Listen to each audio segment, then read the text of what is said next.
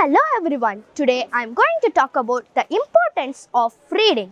Today we are celebrating the National Reading Day, a tribute to P.N. Panikkar, the man who inspires India to read and grow. Reading is not just a school activity, it is a habit that builds the mind and opens the doors to the world beyond the classroom. Today a reader, tomorrow a leader.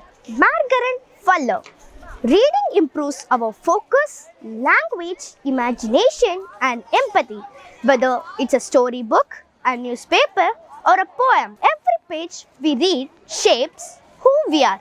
In the words of Dr. APJ Abdul Kalam, learning gives creativity, creativity leads to thinking, thinking provides knowledge, and knowledge makes you great. Through reading, we can explore ancient civilization, discover science, learn values, and travel through time, all without leaving our room. Just 15 minutes of reading a day can transform our thoughts and language. One child, one teacher, one book, and one pen can change the world. Malala Yousafzai.